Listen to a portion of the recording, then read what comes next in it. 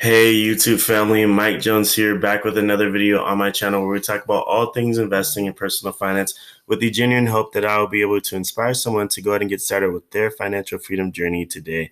With that said, we're getting back into a video about my M1 Finance accounts. And so the first account that you see right in front of you is my mini brokerage, which I really want to plan on start investing $100 each week into this account so that we can really start to see some of the momentum growth for this account. As you can see, it does pretty well. It's gained $75 with market gains of $58.28 and $16.81 in earned dividends.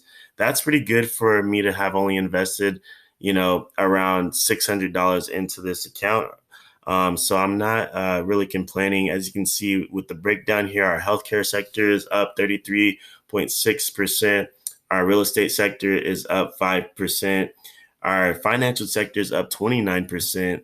Our utilities sector is up 15.55%. Consumers is down 4.29%. We have industrial sector, which is up 27%.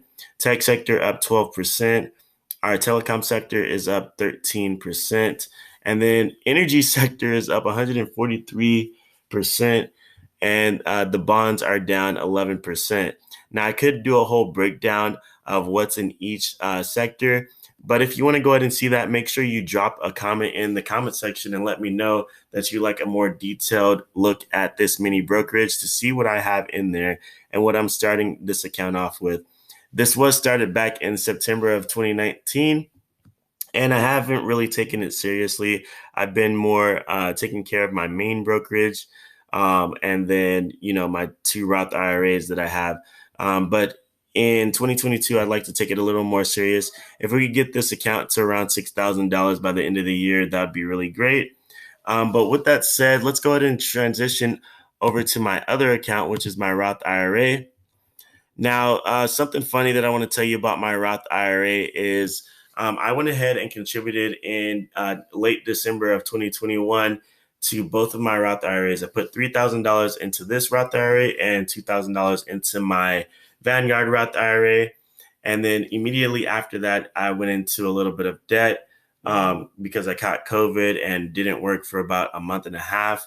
So with that, my account was at $8,000 and, or yeah, I believe it was around $8,000, and I was up about $2,500 in this account in gains. And shortly after, we kind of had like this little correction or recession or whatever this is that's going on with our economy. As there's been a lot going on with Ukraine and stuff like that. So I don't want to get too much into that, but I, contributed that $3,000 and it hasn't made a movement yet, but that's okay. It kind of steeply declined actually as soon as I contributed the money. So this is just another way of reminding you that you cannot time the market. I wasn't trying to time the market. I just was investing the money, a lump sum into the account. But what I'd like to do in the coming years is to really consistently contribute monthly instead of just putting a lump sum in whenever I can, so that there's a more balanced attack on this. But over the time, we're still up $2,000.87 or $2,087.07, which is really not a terrible return, considering that we've only had the account for 2 years so far.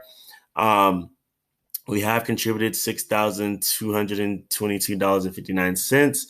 But our market gain breakdown is $1,896.46 with $190.61 in earned dividends in 2 years, which is pretty fantastic.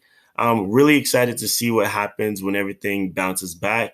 I really think that, we could get this account to close to $4,000 in market gains by the end of the year or the beginning of 2023.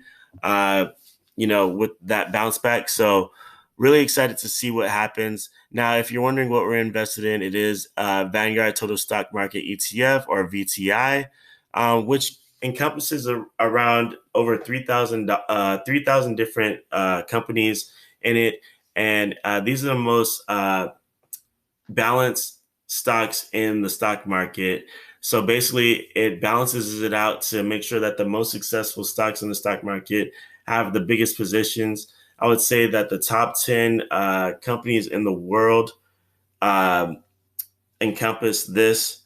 Uh, they take over about, I want to say, close to 40% of this ETF, and so we've really put ourselves in a successful position to be successful over the long run.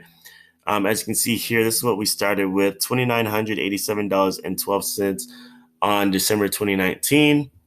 We had a little uptick here on October 19th or October 16th, 2020 of $6,451. That's where I contributed another $3,000.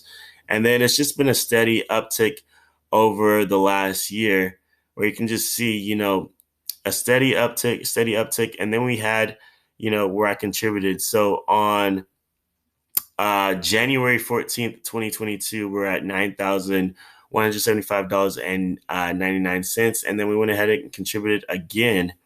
So maybe we only contributed $2,000. I'll have to look into that. But we're now up. We were now up to $11,359.46 on January 19th, 2022. And ever since then, we've had some shaky performance. So we're not really worried about it too much. Just excited to see what happens in the near future. But with that said, I hope you guys have a great rest of your day. Let me know what you think down in the comments. Make sure to leave a like.